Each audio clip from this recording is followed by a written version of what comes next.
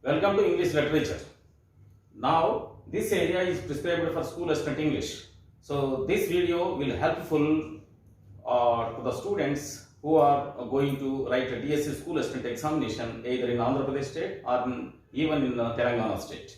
So, let me to concentrate on AP DSC first. So, these items can be covered for Telangana examination also, but only the thing is just you have to manage or just you have to alter certain things in order to suit your examination. Suit your examination is Telangana DSC or Telangana Model School examination. Whatever the examination is, but English literature is same.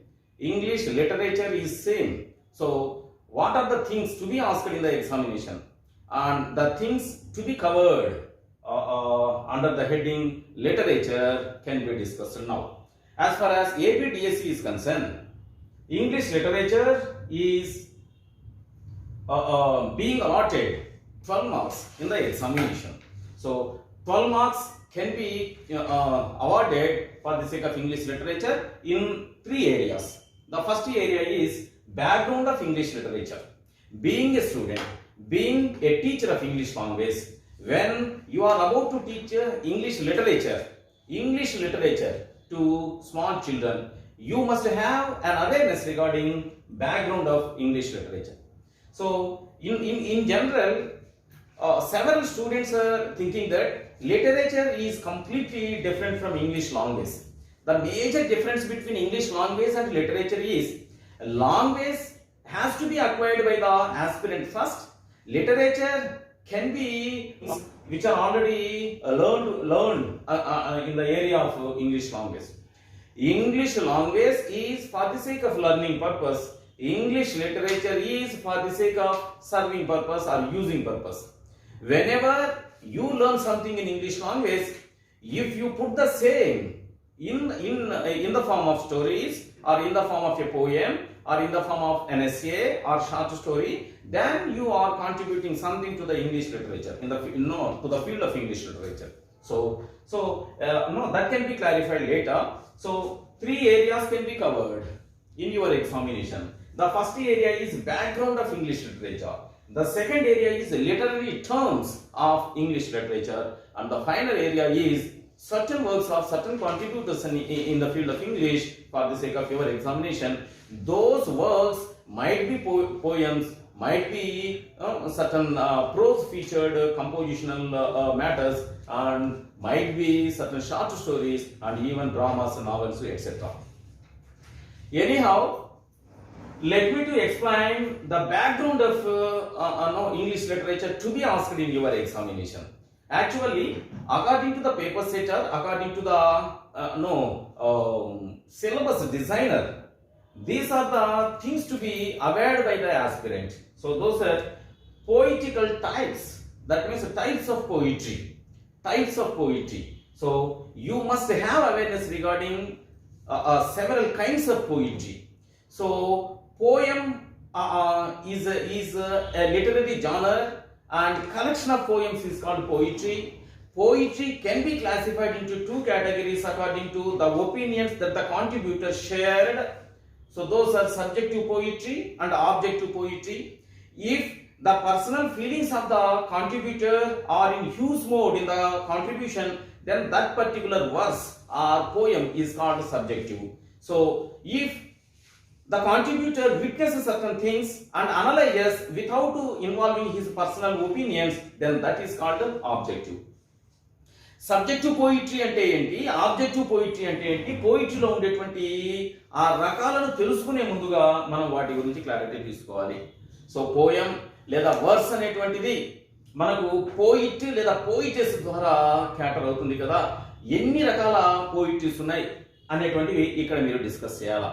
Lyric and then sonnet and then ballad and then idyll, epic, mock epic, elegy and then pastoral elegy. All these are poetical types. So every poetic form should be acquired or should be familiarized with the aspirant, and then that particular acquisition may help you in order to opt the right option in the examination hall. So అన్ని రకాల పోయిటికల్ types గురించి మనకి ఇక్కడ clarity ఉండాలి. So ఆ క్లారిటీని మీరు ఇక్కడ తెచ్చుకునేటువంటి ప్రయత్నం చేయాలి. So poetry, drama, essay, novel, short story, these are the different genres in English literature. Each genre has to be discussed in elaborative mode. Elaborative mode in the sense every genre has certain subdivisions or certain kinds. No, those kinds have to be sensitized first. అది ఇక్కడ మీరు చేయవలసినటువంటి పని poetical types లో భాగంగా. అయితే poetry is one of the genres of English literature కదా. So అందులో భాగంగా ఆ పోయిట్రీ యొక్క ఫీచర్స్ ని మీరు ఎక్స్పీరియన్స్ చేసేటువంటి ప్రయత్నం చేయాలి మీ యొక్క ప్రిపరేషన్ లో భాగంగా. సో ఆ పోయిట్రీలో భాగంగా మనం stanzaic forms, measurement of a poetic line, it's very very important. What is a meter? What is no, meter can also be called as a foot, no? So monometer అంటే ఏంటి, dimeter, tri, tetra, penta, hexa, hepta, nona, deca, all these meters demonstrated in the poetry work, a poetical submission. So వీటిని మనం ఏ విధంగా identify చేయాలి? So metre అంటే combination of 2 syllables అని, it is a rhythm in a poetic line అని, it's a unit of rhythm. So ఆ మీటర్లో ఒక స్ట్రాంగ్ సిలబుల్ ఉంటుంది, ఒక స్ట్రాంగ్ వర్డ్ ఉంటుంది, ఒక వీక్ వర్డ్ కూడా ఉంటుంది. సో స్ట్రాంగ్, వీక్ అనేటువంటిది మనం అప్లై చేసేటువంటి స్ట్రెస్ని బేస్ చేసుకొని ఆ పర్టికులర్ వర్డ్ ఇచ్చేటువంటి మీనింగ్ని బేస్ చేసుకొని మనం క్లాసిఫై చేయాలి. If the word has a meaning, if the word has an individual meaning to cater, then that is a strong word that can be stressed. If the word has no meaning, it is used only for the sake of grammatical correctness in the sentence, then that is called a weak word or a weak syllable. It is unstressed. So ఈ విషయాన్ని మనం గమనించుకొని స్టాంజాయిక్ forms measure చేసేటువంటి ప్రయత్నం చేయాలి. ఈ stanzaic forms లో iambic pentameter మీద మీరు క్లారిటీ తెచ్చుకోవాల్సినటువంటి అవసరం ఉంది. Iambic pentameter is a general metre of usage in English poetry. So what is pentameter? So why it is called iambic? So these have to be discussed first and then these have to be experienced first as an aspirant of this particular examination. So then stanzaic types ఉన్నాయి. మళ్ళా heroic couplet అంటే ఏంటి, టెర్జాసెట్ అంటే ఏంటి, లేదా టెర్సెట్ అంటే ఏంటి, then rhyme royal అంటే ఏంటి, స్పెన్సేరియన్ స్టాంజా అంటే ఏంటి, బల్లడ్ స్టాంజా అంటే ఏంటి, వీటన్నిటి మీద మీరు క్లారిటీ తెచ్చుకోవాల్సినటువంటి అవసరం ఉంది ఈ స్టాంజాస్ కు సంబంధించి. 2 లైన్ స్టాంజాని ఏమని అంటాం, 3 లైన్ స్టాంజాని ఏమని అంటాం, 4 లైన్ స్టాంజాని ఏమని అంటాం. మామూలుగా మనం ఒక స్టాంజాలో సాధారణంగా 4 లైన్లు చూస్తుంటాం, దాన్ని క్వార్ట్రైన్ అని అంటాం అన్నమాట. సో 4 లైన్ల స్టాంజా లేదా 6 లైన్స్ ఉంటే దానిని సెస్టేట్ అని అంటాం, 8 లైన్స్ ఉంటే దానిని ఆక్టేవ్ అని అంటాం. సో 7 లైన్స్ ఉంటే ఏంటి, 9 లైన్స్ ఉంటే ఎలా పిలవాలి దానిని అనేటువంటి విషయాలను మీరు ఇక్కడ డిస్కస్ చేయాల్సినటువంటి అవసరం ఉంది. వీటన్నిటిని ఎక్స్పీరియన్స్ చేయాల్సినటువంటి అవసరం ఉంది. నేను మీకు ఏం సలహా ఇస్తున్నాను అంటే, టోటల్ టైప్స్ ఆఫ్ పోయిట్రీని మీరు ఎక్స్పీరియన్స్ చేసిన తర్వాత, measurement of a poetic line ని మీరు చూసిన తర్వాత, టైప్స్ ఆఫ్ స్టాంజాస్ మీద కొంత క్లారిటీ తీసుకున్న తర్వాత, మీరు ప్రిస్క్రైబ్డ్ వర్క్స్ వస్తాయి కదా, ఏదైనా ఒక పోయిట్ రాసినటువంటి వర్క్ ను మీకు ప్రిస్క్రైబ్ చేస్తారు కదా recruiting agency for the sake of preparation. So ఇక్కడ ఉండేటువంటి పొయిటికల్ టైప్ ని ఇక్కడ ఇచ్చినటువంటి వర్క్ తో మీరు మ్యాచ్ చేసుకుని దాన్ని అనలైజ్ చేసేటువంటి ప్రయత్నం చేయాలి. ఇక్కడ ఏదైతే మీరు బ్యాక్అప్ ఇన్ఫర్మేషన్ లిటరేచర్ కి సంబంధించి ఎక్స్పీరియన్స్ చేసినారో ఆ ఇన్ఫర్మేషన్ ప్రిస్క్రైబ్డ్ వర్క్స్ ఉంటాయి కదా, ప్రిస్క్రైబ్డ్ వర్క్స్ ఫర్ ఎగ్జాంపుల్ అదో విలియం వర్డ్స్వర్త్ కు సంబంధించినటువంటిదో, జాన్ కీట్స్ కు సంబంధించినటువంటిదో, టిఎస్ ఇలియట్ కు సంబంధించినటువంటిదో, పిబి షెల్లీకి సంబంధించినటువంటిదో, మన ఇండియన్ లిటరీ కాంట్రిబ్యూటర్స్ అయినటువంటి ఠాగూరు, సరోజిని నాయుడుకు సంబంధించినదో ఏదో ఒక పోయం అయితే మనకు ప్రిస్క్రైబ్ చేస్తారు కదా. ఇక్కడ తీసుకున్నటువంటి ఇన్ఫర్మేషన్ ని దీంతో మ్యాచ్ చేసుకుని దాన్ని అర్థం చేసుకునేటువంటి ప్రయత్నం ఒక బర్నింగ్ ఆస్పిరెంట్ గా మీరు చేయవలసినటువంటి అవసరం ఉంది. రిక్రూటింగ్ ఏజెన్సీ చాలా డిస్కషన్స్ తో, చాలా అనాలిసిస్ తో, చాలా మెచ్యూరిటీతో మనకి టోటల్ సిలబస్ ని ప్రిస్క్రైబ్ చేస్తారనేటువంటి విషయాన్ని మర్చిపోకూడదు. ఎప్పుడు కూడా సిలబస్ లో ప్రిస్క్రైబ్ చేసినటువంటి అంశాలన్నింటినీ కూడా మనం కోఆర్డినేటెడ్గా అసోసియేట్ చేసి ఎక్స్పీరియన్స్ చేయాలి తప్పితే వాటిని ఐసోలేటెడ్గా మనం ప్రిపేర్ అయితే ఆ ప్రిపరేషన్ అంత సరైనటువంటి ప్రిపరేషన్గా మనం భావించలేం. అయితే పోయిటికల్ టైప్స్ స్టాండర్డ్ ఫార్మ్స్ అయిపోయిన తర్వాత regarding poetry several things to be known by the aspirant. ఏంటవి, ఏమేమి తెలుసుకోవాలి అంటే, సో అసలు ఫిగర్స్ ఆఫ్ స్పీచ్ అంటే ఏంటి? These are related to poetry కదా. ఫిగర్స్ ఆఫ్ స్పీచ్, ఎన్ని రకాల ఫిగర్స్ ఆఫ్ స్పీచ్ ఉన్నాయి? అయితే simile, personification, metaphor, metonymy, alliteration, synecdoche, zeugma, and then certain titles will be announced actually by the syllabus composition చేసేటువంటి వ్యక్తి. అయితే కేవలం అవే కాకుండా మనం అల్లిటరేషన్ అని అన్నాడు అనుకోండి, అందులో కాన్సోనెంట్స్ ఏంటి, అసోనెంట్స్ ఏంటి, దెన్ అపాస్ట్రఫీ అంటే ఏంటి, అనఫోరా అంటే ఏంటి, యాంటీథీసిస్ ఏంటి, యాంటీ క్లైమాక్స్ ఏంటి, ఇటువంటి విషయాలన్నింటి మీద కూడా though the designer might not denote certain things in the syllabus prescription, as a burning aspirant you have to get awareness regarding all the existed figures of speech in English literature. ఏమేమి ఉన్నాయో అన్నింటి మీద దాదాపు 20 నుంచి 25 figures of speech మీద మీరు clarity తీసుకునేటువంటి ప్రయత్నం చేయాలి.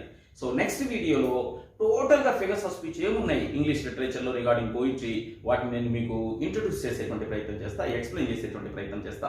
అయితే నా యొక్క సలహా ఏంటి అంటే, ఒక 7 లేదా 8 అంటే up to 10th standard, 7th class నుంచి 10th క్లాస్ వరకు ఉండేటువంటి పోయమ్స్లో ఈ అబ్స్ట్రాక్ట్నెస్ ని ఎక్కువగా చూపించేటువంటి ప్రయత్నం మనకి కంటెంట్ డెవలపర్ చేస్తూ ఉంటాడు.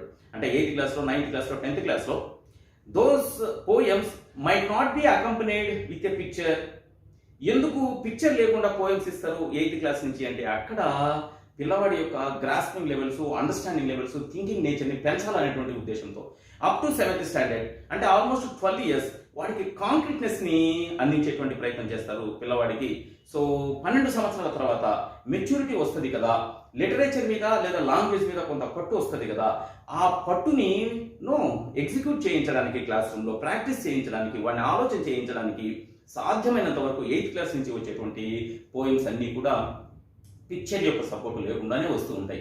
అటువంటి సందర్భంలో ఫిగర్స్ ఆఫ్ స్పీచ్ని ఎక్కువగా యూజ్ చేస్తారు. ముఖ్యంగా సిమిలీ, పర్సానిఫికేషన్, మెటాఫర్, వీటిని మనకు 8th స్టాండర్డ్లో, 9th స్టాండర్డ్లో యూజ్ చేసి ఉన్నారు.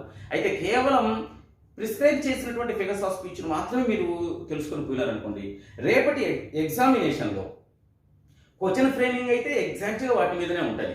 అయితే మల్టిపుల్ చాయిసెస్ కదా, అది కాకుండా మిగిలినటువంటి 3 ఫిగర్స్ ఆఫ్ స్పీచ్ మీకు ఇస్తే, ఒకవేళ if anything happens wrong in order to understand the question in the examination hall, if you are not able to point the key of that particular question, then elimination process will help you to get the mark. ఎలా అంటే answer ఇది అని మీరు చెప్పలేకపోయినా, ఈ 3 కాదు అని చెప్పడానికి ఓవరాల్గా ఎగ్జిస్టెడ్ ఫిగర్స్ ఆఫ్ స్పీచ్ మీద మీకు క్లారిటీ ఉందనుకోండి, అప్పుడు మీరు ప్రశ్నకు సమాధానం తెలియకపోయినా కూడా 3 కాదు అని చెప్పి ఆన్సర్ని పాయింట్ చేయడానికి ఛాన్సెస్ ఉంటాయి.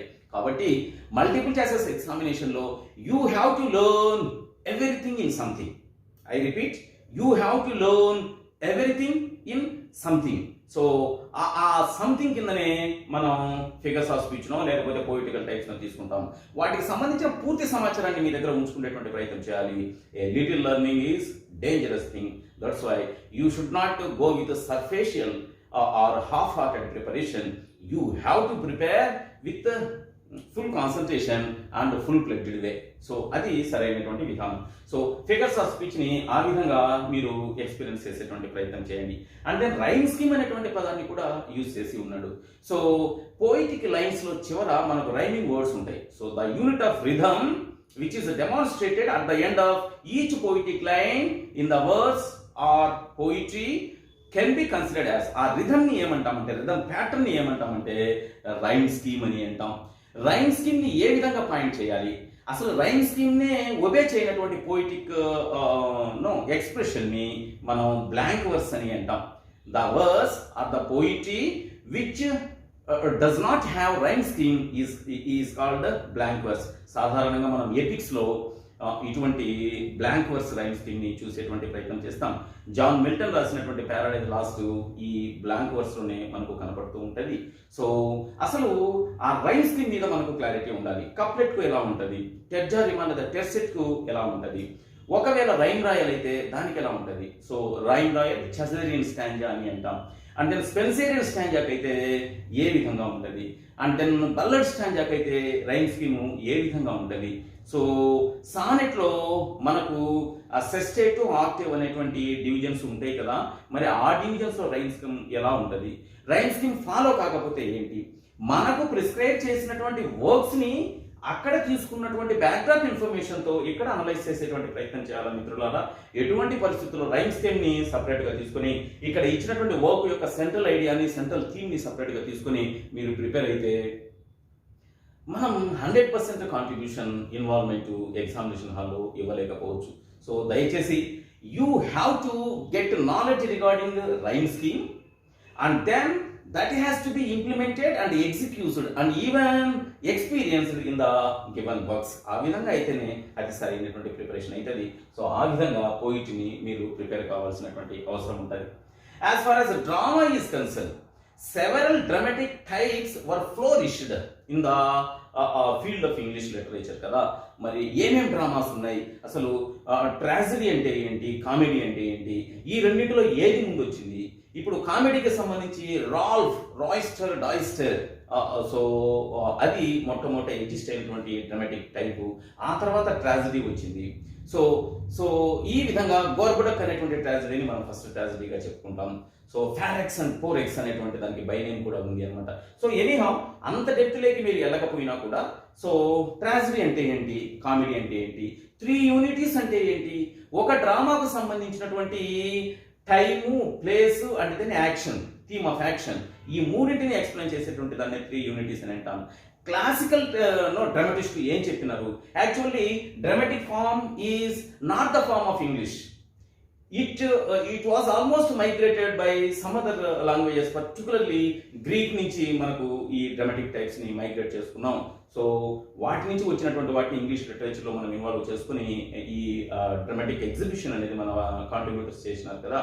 సో 3 యూనిటీస్ అంటే ఏంటి? 3 యూనిటీస్ ని ఇగ్నోర్ చేసి ఓవర్లుక్ చేసినటువంటి డ్రామాటిస్ట్ ఎవరు? సో ట్రాజడీ లేదా కామెడీ, ఈ రెండింటినే కాదని ఒక కొత్త డ్రామాటిక్ ఫామ్ తీసుకొచ్చినాడు విలియం షేక్స్పియర్. దానినే ట్రాజిక్ కామెడీ అని అంటాం. The tempest is the super fine example for tragic comedy. Melodrama అంటే ఏంటి, ఫార్స్ అంటే ఏంటి, వన్ యాక్ట్ ప్లే అంటే ఏంటి, డ్రామాటిక్ మోనోలాగ్ అంటే ఏంటి, ఇటువంటి డ్రామాటిక్ ఫార్మ్స్ అన్నింటిని కూడా మీరు ఇక్కడ డిస్కస్ చేసేటువంటి ప్రయత్నం చేయాలి మిత్రులారా. డ్రామాటిక్ టైప్స్ ను తెలుసుకునేటువంటి ముందుగా ట్రాజడీలో యాక్షన్ యొక్క సీక్వెన్స్ ఎలా ఉంటుంది, రైజింగ్ ఆఫ్ యాక్షన్ ఉంటే దాన్ని ఏమంటామంటే ట్రాజడీ అంటాం, ఫాలింగ్ ఆఫ్ యాక్షన్ ఉంటే దాన్ని ఏమంటామంటే కామెడీ అని అంటాం, అండ్ దెన్ సాడ్ ఎండింగ్ ఉంటే దాన్ని ట్రాజడీ అని అంటాం, హ్యాపీ ఎండింగ్ ఉంటే దాన్ని కామెడీ అని అంటాం. సో ఈ విధంగా కొన్ని ఫీచర్స్ను కూడా ఆ ట్రాజడీ లేదా కామెడీ యొక్క ఫీచర్స్ను కూడా మీరు తెలుసుకోవాలి. రేపు ఉదయాన్నే మన యొక్క నోటిఫికేషన్లో భాగంగా ఇచ్చినటువంటి ప్రిస్క్రిప్షన్లో ఏదైనా ఒక ట్రాజిక్ వర్క్ ప్రిస్క్రైబ్ చేసినాడు అనుకోండి, then immediately you have to match that tragic work, that prescribed tragic work to the backdrop information which you already experienced. So tragedy అంటే ముందు తెలుసుకుని ఉంటాం కదా, ఆ ఇన్ఫర్మేషన్ ఇక్కడ సప్లై చేసి దానిని మనం ఫుల్ లెంత్ వర్క్ని చదివేటప్పుడు ఓసారి ఎక్స్పీరియన్స్ చేసేటువంటి ప్రయత్నం చేయాలి. ఎటువంటి పరిస్థితుల్లో పదే పదే మనకు అవకాశం రాకపోవచ్చు. ఇప్పుడు వచ్చేటువంటి అద్భుతమైనటువంటి అవకాశాన్ని మీరు అంతా సద్వినియోగం చేసుకొని అందరూ స్కూల్ అసిస్టెంట్ ఇంగ్లీష్గా మీరు సెటిల్ కావాలని కోరుకునేటువంటి సందర్భంలో నేను చెబుతున్నటువంటి మాటలు ఇవి. సో ఖచ్చితంగా ఇక్కడ ఉండేటువంటి దాన్ని ప్రిస్క్రైబ్ వర్క్తో అసోసియేట్ చేస్తే మీరు ప్రిపేర్ కావాలని మరొకసారి మీకు గుర్తు చేస్తున్నాను. As far as essay is concerned, essay is a prose representation. An essay can be classified into several types. ఇక్కడ కూడా ఎస్సేని రకరకాల టైప్స్ గా మనం డివైడ్ చేసేటువంటి ప్రయత్నం చేస్తాం. సో ఎస్ఏలో భాగంగా మనం ఎపిస్టలరీ ఎస్ఏ అంటే ఏంటి, అండ్ దెన్ రీజనల్ ఏంటి, సైకలాజికల్ ఏంటి, అండ్ దెన్ పర్సనల్ ఎస్సేస్ ఎలా ఉంటాయి, సో ఇటువంటి విషయాలన్నింటినీ కూడా మీరు డిస్కస్ చేసేటువంటి ప్రయత్నం చేయాలి. సో ఎపిస్టలరీ అనేటువంటిది మనకు అఫారిస్టిక్ ఎస్సేస్ కొన్ని ఉంటాయి. ఎపిస్టలరీ అనేటువంటిది నావెల్లో బాగా ఫేమస్ అయ్యింది. అయితే ఇక్కడ ఎస్ఏ రూపంలో మనకి కౌంటర్ పార్ట్ రిసీవర్ ఉండడు కాబట్టి సో నావెల్లో ఎపిస్టల్ని చదువుకుంటే బాగుంటుంది మీరు. కానీ అఫారిస్టిక్ ఎస్సేస్ మాత్రం ఇక్కడ చాలా చాలా important. So formal informal essays, personal essays, aphoristic essays, so వీటిని ఇక్కడ మీరు గమనించేటువంటి ప్రయత్నం చేయాలి. So while handling with an essay, what is an essay, how the composition will be, how many parts of an essay, how to write an essay, how to divide a paragraph in an essay. So what is called a model paragraph, so what is called a topic sentence or leading sentence, so how a coherence has to be maintained among the paragraphs in an essay. So how the first paragraph and how the last paragraph, how we have to introduce the theme of ours in the form of essay, and how we have to conclude our intention in a polite way and in non-controversial way. So it should be amiable and amicable. It has to be accepted by every reader, and every reader has to nod his head positively in order to appreciate your writing skill. So దీనిని మనం జాగ్రత్తగా manage చేసుకుంటూ ఎస్సేని చదవాల్సినటువంటి అవసరం ఉంది. As far as the novel is concerned, novel. So novel అంటే new అని, novel అంటే new. So మనకి ఈ పోయిట్రీ, ఆ తర్వాత ఈ డ్రామా, ఆ తర్వాత ఈ ఎస్ఏ,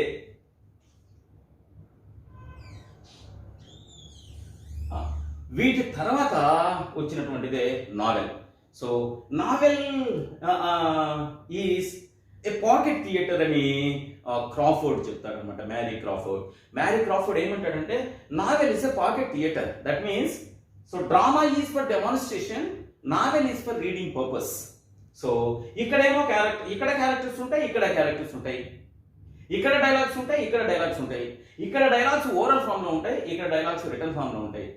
ఇక్కడ థియేటర్ అవసరం, ఇక్కడ అవసరం లే, ఇక్కడ ఆడియన్స్ అవసరం, ఇక్కడ అవసరం లే, సో ఇక్కడ స్టేజ్ అవసరం, ఇక్కడ అవసరం లే. అంటే చదువుకోవడానికి అవసరమైనటువంటి డ్రామాని ఏమంటామంటే మనం నావెల్ అని అంటాం. సో నావెల్లో ఉండేటువంటి రకరకాల నావెలిస్టిక్ ఫీచర్స్ ఆఫ్ ది నావెల్ని మనం డిస్కస్ చేసేటువంటి ప్రయత్నం చేయాలి. అయితే నావెల్లో ఉండేటువంటి టైప్స్ చూడండి, నావెల్ యొక్క ఫీచర్స్ని చూడండి. ఆ ఫీచర్స్ను చూసిన తర్వాత ఆ నావెల్ మీద మీకు సంపూర్ణమైనటువంటి అవగాహన వస్తుంది. As far as short story is concern, it is lesser than a novel in size. So short story novel కంటే చిన్నదిగా ఉంటుంది, సైజ్ చిన్నదిగా ఉంటుంది, అంటే లిటరరీ కాంట్రిబ్యూషన్ తక్కువగా ఉంటుంది. సో ఈ షార్ట్ స్టోరీనే మనం పారబుల్, ఫేబుల్, బీస్ట్ ఫేబుల్ అనే రకరకాలుగా మనం డివైడ్ చేసుకుంటూ వెళ్తాం. What is a parable, what is a fable, what is a beast fable. So why a fable can be called as a beast fable. So మనం పంచతంత్రను లేకపోతే animal farm experience చేసేటప్పుడు animals అంతా characters in that particular story. So అందుకనే దాన్ని ఏమంటామంటే beast fable అని అంటాం. సో ఇటువంటి విషయాలని మీరు ఇక్కడ డిస్కస్ చేసేటువంటి ప్రయత్నం చేయాలి. మిత్రులారా, నేను పోయిటిక్ జానర్స్ గురించి డిస్కస్ చేస్తున్నా. కేవలం పోయిటికల్ డ్రామాటిక్ టైప్స్ అని మాత్రమే మనకి paper setter, that means designer of the syllabus so చూపించి ఉన్నాడు. బట్ కేవలం టైప్స్ మాత్రమే చూసుకోకుండా ప్రతి టైప్కి ఒక కొన్ని ఫీచర్స్ ఉంటాయి. ఆ ఫీచర్స్ను కూడా మీరు ఎక్స్పీరియన్స్ చేసేటువంటి ప్రయత్నం చేయండి.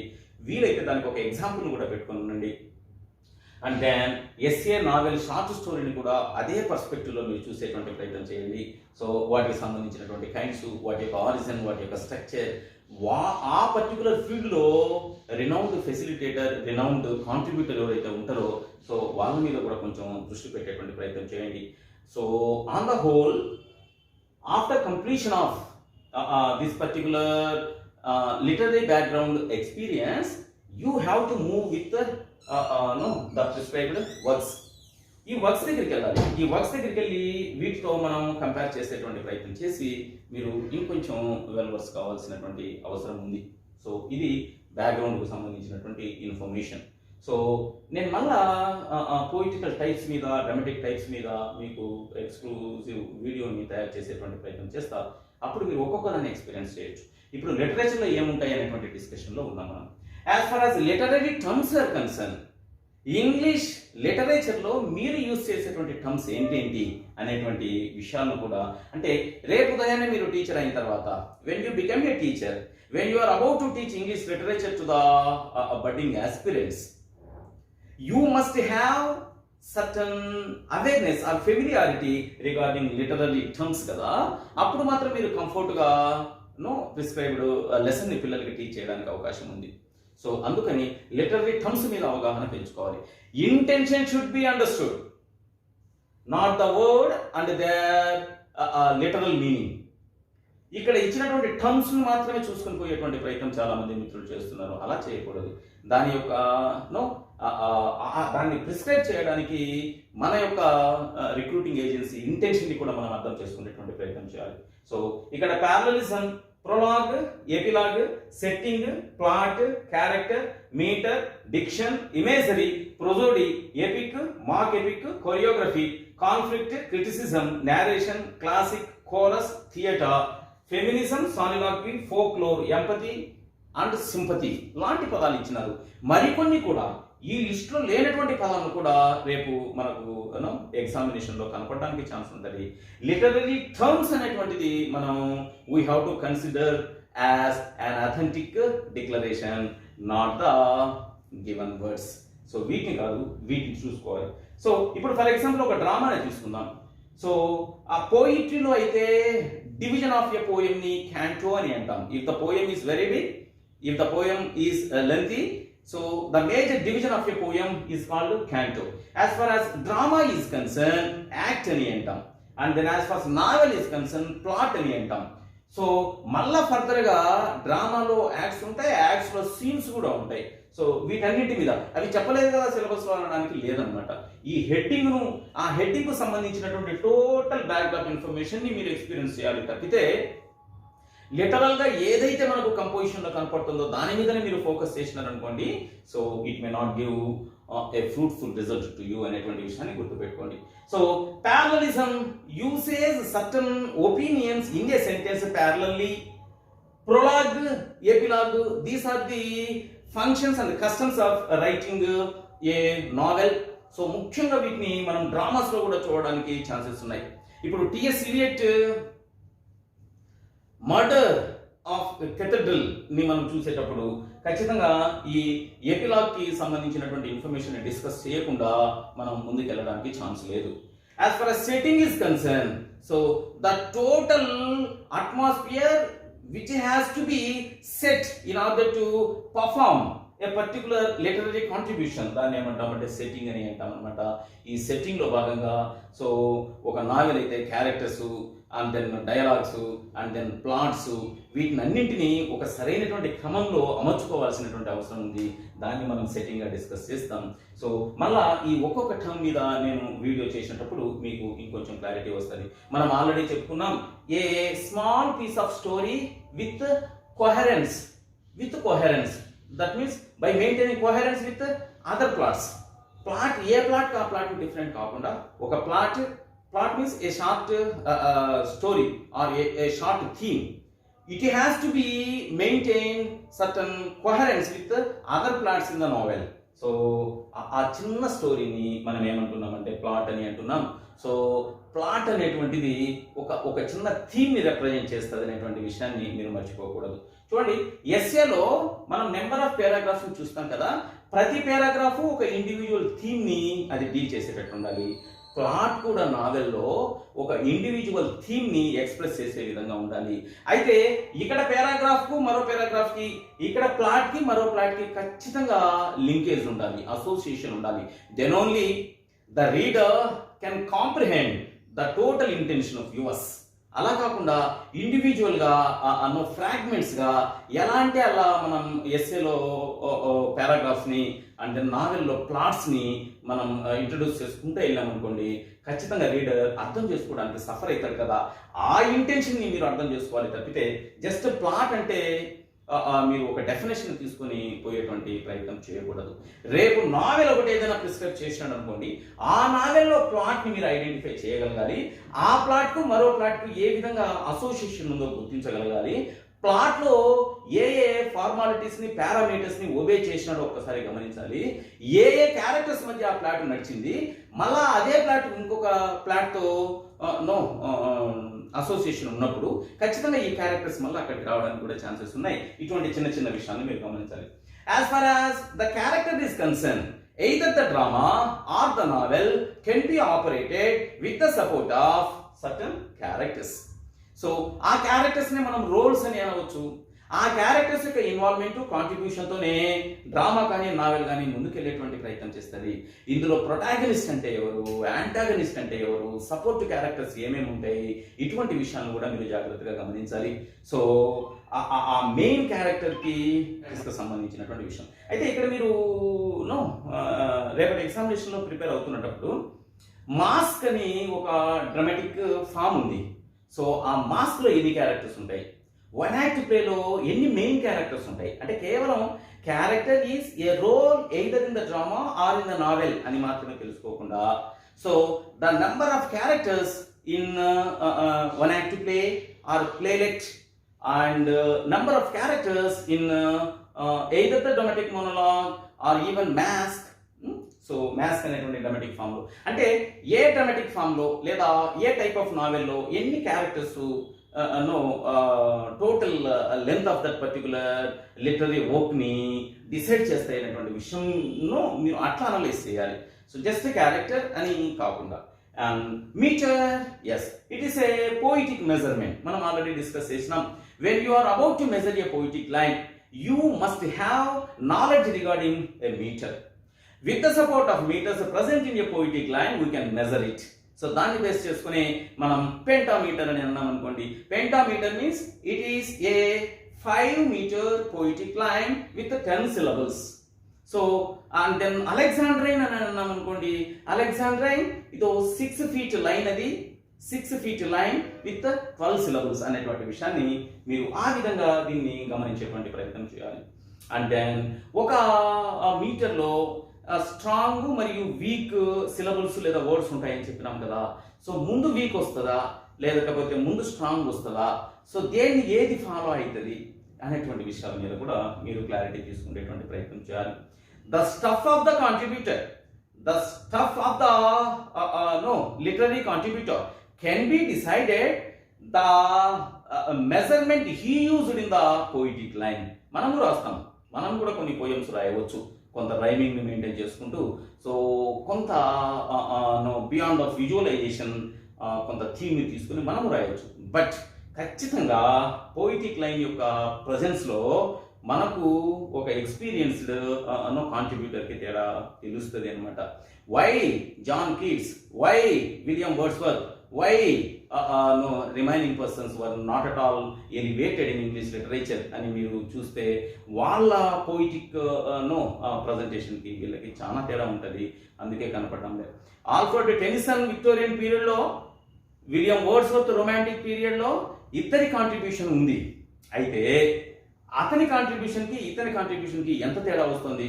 Why this particular gentlemen is considered as father of English poetry regarding Chaucer కావచ్చు, రిగార్డింగ్ విలియం వర్డ్స్వర్త్ కావచ్చు. సో మనం ఎందుకు ఆ డిఫరెన్షియేషన్ చేస్తాము అంటే వాళ్ళు ప్రజెంట్ చేసేటువంటి ఆ పోయిటిక్ లైన్, అందులో యూజ్ చేసేటువంటి diction. Diction means vocabulary, the person who compiles certain meaningful words in the form of dictionary is called lexicographer కదా. డిక్షనరీలో డిక్షన్ ఉంటాయి. సో ఆ డిక్షన్ని యూజ్ చేసేటువంటి విధానం మనలాంటి అర్భకులం, అంటే ఆల్మోస్ట్ లిటరరీ నాలెడ్జ్ లేనటువంటి మనం ఏం చేస్తామంటే కామన్ వర్డ్స్తో మన యొక్క ఎక్స్ప్రెషన్ చెప్పేటువంటి ప్రయత్నం చేస్తాం. The same expression can be representated by an experienced literary contributor with the support of abnormal diction. ఆ డిక్షన్ అనేదాన్ని కూడా మనం చూడాలి. ఒక నేచర్ని వర్ణించడానికి విలియం వర్డ్స్వర్త్ ఏ రకమైనటువంటి వొకాబులరీని యూజ్ చేసినాడు, అదే ఫీలింగ్ కలిగినటువంటి మనము అటువంటి ఎక్స్ప్రెషన్ ఎందుకు ఇయ్యలేకపోయినాం అంటే యూజ్ చేసేటువంటి వర్డ్స్లో ఉండేటువంటి తేడా. ఆ వర్డ్స్ని, ఆ కలెక్షన్ ఆఫ్ వర్డ్స్ని ఏమంటామంటే మనం డిక్షన్ అని అంటాం. Imagery, certain visualized things have to be demonstrated and deployed in the literary work. సో ఇమేజరీని బేస్ చేసుకొని కళ్ళకు కట్టినట్టుగా ఇప్పుడు పాస్టరల్ థింగ్స్ ఏవైనా ఉన్నాయి, సో ఆ పాస్టరల్ థింగ్స్ని తప్పనిసరిగా మనకు కళ్ళకు కట్టినట్టుగా వాళ్ళు చూపించేటువంటి ప్రయత్నం చేస్తూ ఉంటారనమాట.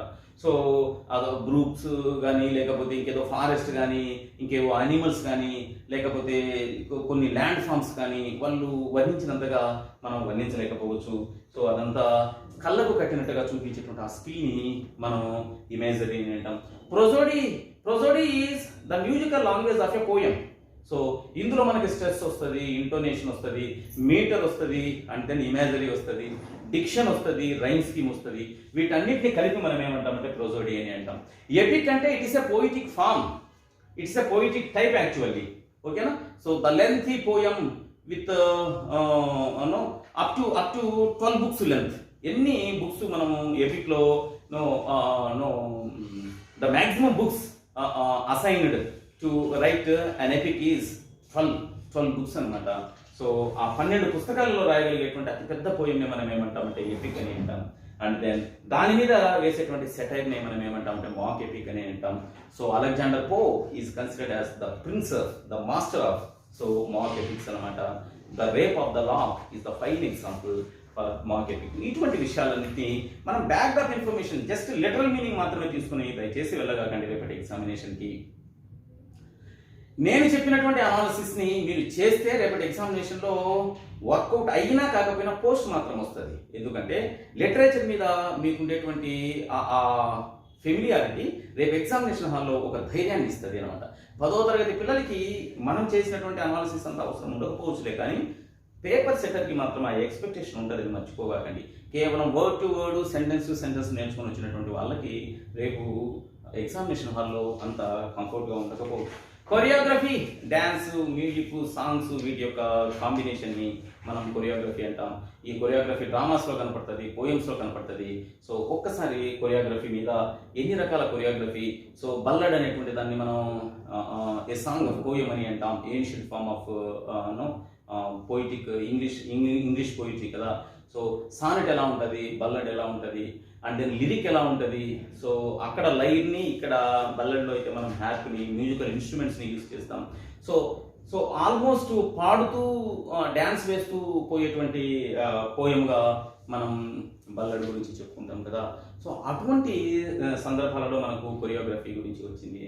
కొరియోగ్రఫీ అనేటువంటి టర్మ్ మనం either drama or in poetry use చేయడానికి అవకాశం ఉంది. దాని మీద కొంత అవగాహన తీసుకోండి. కాన్ఫ్లిక్ట్, మేజర్ క్యారెక్టర్స్ మధ్యలో వచ్చేటువంటి డిస్ప్యూట్ని ఏమంటామంటే కాన్ఫ్లిక్ట్ అంటాం. అది సైకలాజికల్గా కావచ్చు, లేదా పర్సనల్ కాన్ఫ్లిక్ట్ కావచ్చు. అంటే ఇంట్రోవర్ట్స్కి conflict will be inside. As far as extroverts are concern, అక్కడ మాత్రం క్యారెక్టర్కి మధ్య ఎక్స్టర్నల్ కాన్ఫ్లిక్ట్ ఉంటుంది. ఇంటర్నల్ కాన్ఫ్లిక్ట్ అంటే ఏంటి, ఎక్స్టర్నల్ కాన్ఫ్లిక్ట్ అంటే ఏంటి, పర్సనల్ కాన్ఫ్లిక్ట్ ఏంటి, ఇటువంటి విషయాన్ని జాగ్రత్తగా గమనించండి. Criticism is a literary term. So it can be contributed by certain experts in that particular field. So either in positive or in negative way, a particular existing literary work can be valued. So దాన్ని ఏమంటామంటే మనం criticism అని అంటాం. So అందరూ writers కావచ్చు, కానీ అందరూ critics కాలేదన్నమాట. So ఆ క్రిటిసిజం గురించి కొంత లిటరరీ క్రిటిసిజంలో భాగంగా మీరు నేర్చుకునేటువంటి ప్రయత్నం చేయండి. As far as narration is concerned, consequence of certain incidents in a particular literary work is called narration. So classic అంటే ఏంటి? సో ఆ గ్రీక్ డ్రామటిస్టులు కానీ, గ్రీక్ లిటరరీ కాంట్రిబ్యూటర్స్ కానీ, లేదా ఏన్షియంట్ ఓల్డ్ ఇంగ్లీష్ పీరియడ్లో ఉండేటువంటి ఫాదర్ ఆఫ్ ఇంగ్లీష్ లాంగ్వేజ్, ఆ father of English poetry Geoffrey Chaucer ఏ రకమైనటువంటి స్టాంజర్స్ని యూజ్ చేసినాడు, అతని యొక్క పోయిటిక్ సబ్మిషన్లో ఏ రకమైన స్టైల్ని తీసుకున్నాడు. సో ఇటువంటివన్నీ కూడా క్లాసిక్ వర్క్స్ దగ్గర మీరు చూసేటువంటి ప్రయత్నం చేయండి. క్లాసిక్ లేదా ఓరియంటల్ లిటరరీ వర్క్స్ మీద మీకు అవగాహన ఉందా లేదో ఇక్కడ చెక్ చేసేటువంటి ప్రయత్నం చేస్తారు. As far as chorus, A group of supporters for the leading actor. So అది ఒక పాట రూపంలో కావచ్చు, లేదా కొన్ని సౌండ్స్ చేయడంలో కావచ్చు, మనకు సపోర్ట్ చేస్తూ ఉంటారు. థియేటర్, ఒక డ్రామాని మనం డెమాన్స్ట్రేట్ చేయాలి అంటే స్టేజ్ మీద నుంచి క్యారెక్టర్స్ ఓరల్ డైలాగ్స్ని ఆడియన్స్కి సబ్మిట్ చేయడానికి ఒక థియేటర్ అవసరం కదా. సో ఆ థియేటర్కి సంబంధించి ఫీచర్స్, ఆ థియేటర్లో ఆడియన్స్, ఆ థియేటర్లో సెట్టింగ్, ఆ థియేటర్లో స్టేజ్, ఆ థియేటర్లో క్యారెక్టర్స్, వాళ్ళకు ఉండేటువంటి డైలాగ్స్, సో ఆ కంటెంట్, ఆ కర్టను, ఇవన్నీ కూడా మనం థియేటర్లో భాగంగా చూసేటువంటి ప్రయత్నం చేస్తాం. Though a theatre is major feature of a drama, but it has to be understood in terms of a novel also. అది ఒక్కసారి మీరు గమనించేటువంటి ప్రయత్నం చేయండి. As far as feminism is concern, several lady contributors can also be considered for the sake of syllabus prescription. అందులో భాగంగా మనకి చాలా మంది ఫెమినిస్ట్ ఉంటారనమాట. అసలు feminism is a literary contribution in favour of ladies, in favour of women. దానిని ఏమంటామంటే feminism అని అంటాం. సో చాలా మంది యొక్క ఆలోచన ఏంటి అంటే the male contributors almost dominated the literary field అని అనుకుంటున్నారు. సో షేక్స్పియర్ వచ్చింది, కానీ షేక్స్పియర్ యొక్క సిస్టర్ అంతే వర్తి అయినప్పటికీ కూడా ఆమె బయటికి రాలేకపోయింది అనేటువంటి కొన్ని రూమర్స్ ఉన్నాయి. సో మనకు విలియం వర్డ్స్వర్త్ మనకు ఎలివేట్ అయినంతగా అతని సిస్టర్ డోరతీను అంత ఎలివేట్ కాలేదు కదా.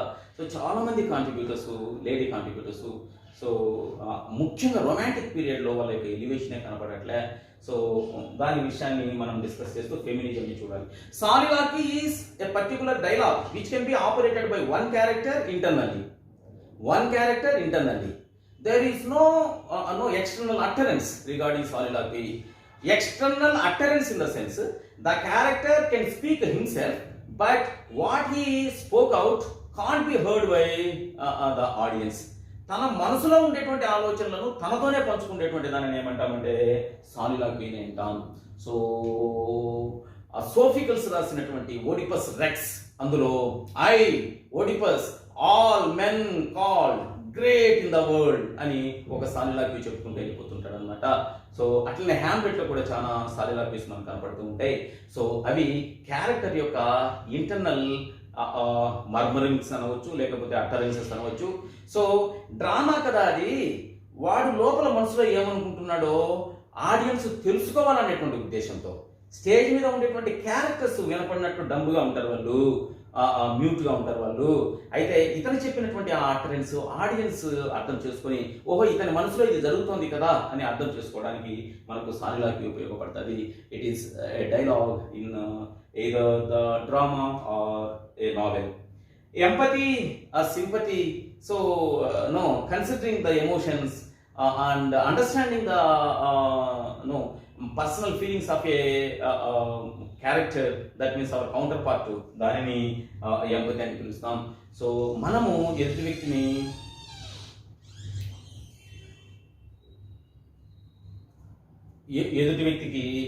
యొక్క ఎంపతిని కలెక్ట్ చేసుకోవడం కోసం మనం చూపించేటువంటి మరో ఫీలింగ్ ఏమంటామంటే సింపతి అని అంటాం. సో ఇవి ఓవరాల్గా ఇంగ్లీష్ లిటరేచర్లో భాగంగా 12 మార్కులకు గాను మనం చేయవలసినటువంటి. ఒక్కసారి నేను క్విక్గా రివైజ్ చేస్తా. సో ఆ తర్వాత దీనిని మనం క్లోజ్ చేసి ఇంకొక ఐటమ్ని టేకప్ చేసేటువంటి ప్రయత్నం చేస్తాం. As far as English literature is concern, it is being prescribed for 12 marks for the sake of your examination. So for these 12 marks, the total marks distribution can be covered in 3 areas. Number 1, background of English literature, literary terms used in English literature, and certain works prescribed of certain contributors for the sake of your examination. These are the 3 areas which were considered in order to allot 12 marks. So as far as the first area is concerned, literary background has to be known by the aspirant. So under the heading literary background, you have to know what is a poem, you have to know collection of poems, you have to know types of poetry, and then you have to know length of a poetic line, you have to know types of stanzas in English literature, and you have to know the prosody used in a poem, including figures of speech and rhyme scheme. As far as drama is concerned, several dramatic types flourished in our English literature. Those have to be experienced first, and they have to be sensitized by understanding the pulse of the paper setup. And then essay, novel, short story, these are also genres of English literature. These have to be understood in terms of their definition, in terms of their types or kinds.